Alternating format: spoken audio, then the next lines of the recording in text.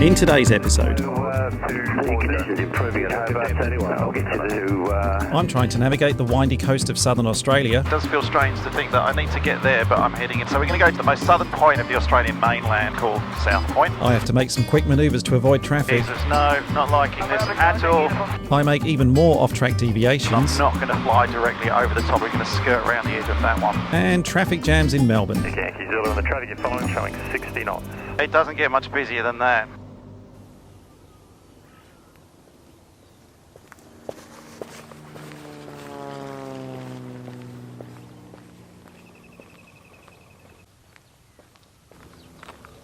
I would be lying to you if I said that I didn't leave the easiest flying to the last day of this trip. When you take on board these big adventures, you kind of want to get the difficult stuff out of the way at the beginning. And today, well, there's still some flying ahead of us, but it's a bit more of a jog to the finish line today. I've got to fly through East Sales military airspace. Now, I'm not sure if that's active or not, and you would think to yourself, well, didn't you check that last night after you landed? Well, yeah, I would have done, but I left my iPad in the plane overnight, so I've got to check that once I finish recording this bit. Through the military airspace, round the southernmost tip of Victoria, Wilson's Promontory, and then we're going to start getting busy again as I get back home to Moorabbin to close the loop of this trip around Victoria. Everyone else sort of sits down and talks to themselves in an empty airport on the ground when it's wet in the mornings, don't they? It's not just me. Just me. Welcome to the final episode of Fly the Border. Now, if you are new here, stop what you're doing immediately and go and watch episodes 1 and 2. Otherwise, what I'm doing today probably isn't going to make much sense to you. But if you are up to speed, welcome back and welcome to the final episode as we journey home and complete our loop of Victoria. Bairnsdale traffic, Echo Yankee Zulu, departed the circuit time 05. We're climbing 2,500 and we'll be tracking along the coast westbound. Bairnsdale traffic. Okay, even before we get to the coast, let's check the status of this restricted airspace. I have my iPad back now, so I'm happy. Melbourne Centre, Echo Yankee Zulu, request status of East Sale restricted area, Romeo 359. Echo Yankee Zulu, I think the call sign was East Sale restricted areas are not active at this time. Copy that, thank you, Echo Yankee Zulu. I was going to say, we've had some good luck on this trip. There's been a fair bit of judgment there as well. I planned to leave early this morning because I did know that East Sale was most likely to be deactive this time of the day. But like I've said all along, I'm trying to make it easy for myself. I don't want to be a hero. I want this flight to work. Hello, beach. All right, let's hook us round. I don't want to appear sort of lectury with these videos, but I do want to share my philosophy with life, I think, through what I'm doing here and this flying. Because I think it does help, and that's why I keep coming back to this, don't be a hero. I mean, you might see people on YouTube and they just seem to be going into the most extreme situations and only by the skin of their teeth are they coming out alive. You don't know how much of that is fabricated just for views or likes or accolades or acknowledgement, whatever it is. It doesn't mean hold yourself back and never have any adventures. A little bit of risk in life is important. It challenges you and it gets you out of your comfort zone, which I do think is important. But the kind of risk that I like is a calculated risk. Okay, alright, that's it. Lecture over. Thank you very much for listening. Back to the flying.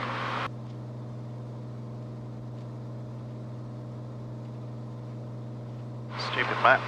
This is stunning. This whole long, straight stretch of beach, all the way running down here for, I would say, approximately 90 miles. This is called 90 Mile Beach. I'm not exactly sure how this bit's going to work out. You can see, I don't know whether you can see those islands here that we've got. I don't know if the border of Victoria actually the edge of the islands, or is it the edge of the land? But I'm going to go land because what I'm doing is following the mainland. I'm not actually following any islands off Victoria. Otherwise we'd be way out into the Bass Strait, I'm sure, for some of them. So I'm going to make a turn here. Also, to be honest, it keeps us, because we're quite low down, we're at 2,500 feet, it keeps us closer to gliding distance of land, which makes me happier over the water here.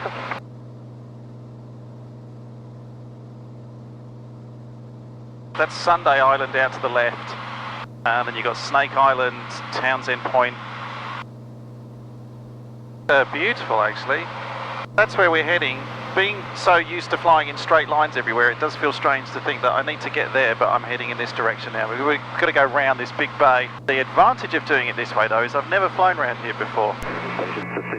It's really pretty.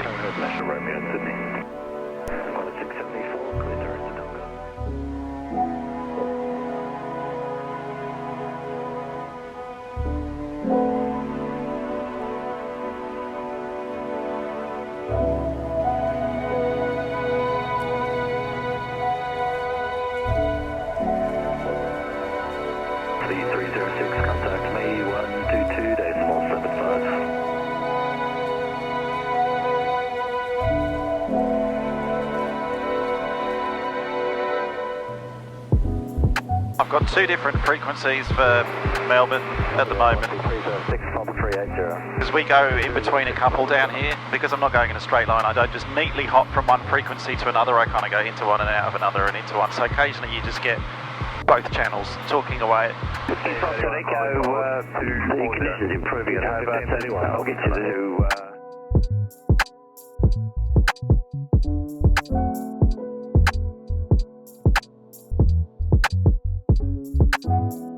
You're always constantly checking the engine when you're doing over water, not very many options for landing.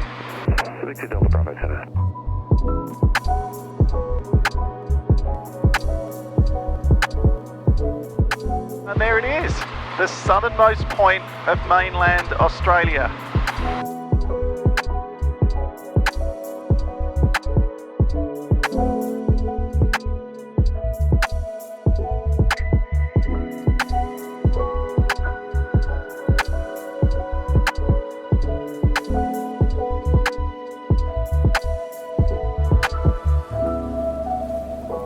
I've got another aircraft that's come up on the traffic alert system here. I can't see him, and he's gone on and off. I'm not sure if it's a erroneous reading.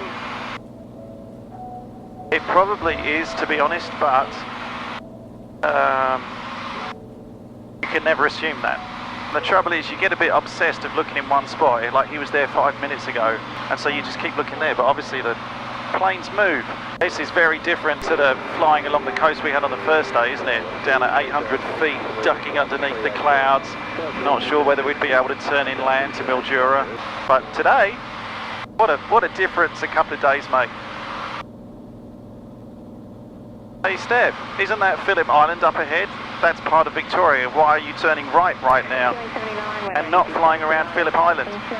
Even though Phillip Island is part of Victoria and connected via the bridge that we just flew over, because it's not part of mainland Victoria, I'm now actually not flying around Phillip Island, but instead I have to fly around this bay.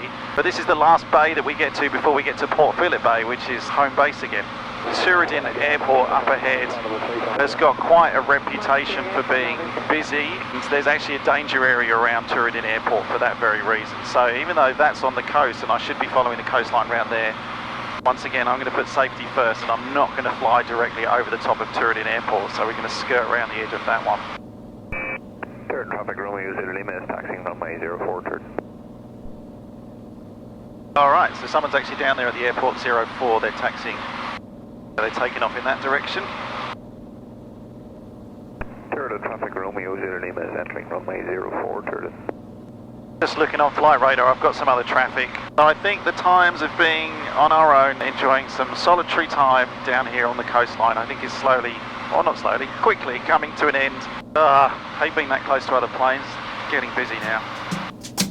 Whilst I'm getting busy with all that traffic coming into Moorabbin, then let's take a quick look at our tracks so far. In particular, the track around the bay where I was trying to avoid Turin Airport. So if we just measure the distance from the furthest point away, it's roughly 5.84 kilometres.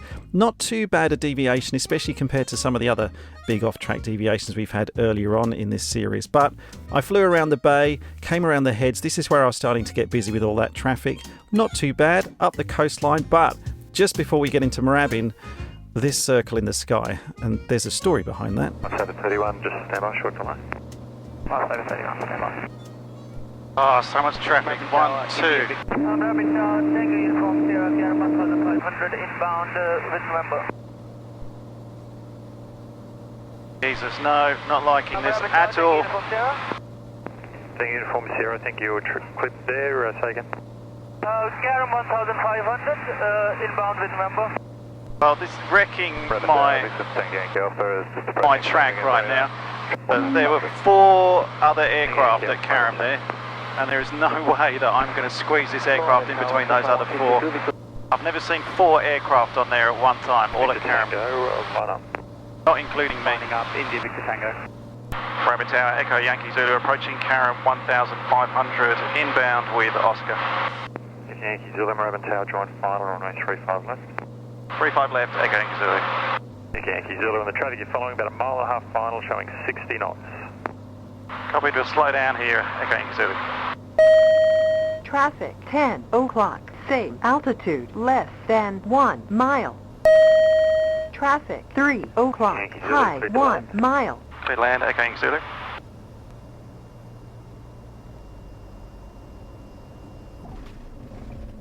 It doesn't get much busier than that. In all my time flying into Moorabbin, I haven't seen 4 aircraft converging on Carrum like that. Ouch.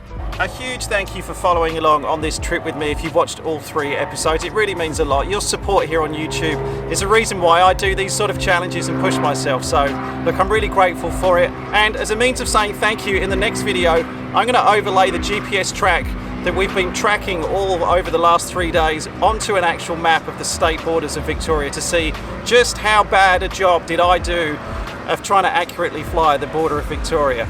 Stay tuned for that one. Thanks very much for watching. Give us a like if you've enjoyed the series. Otherwise, I'll see you in the next video.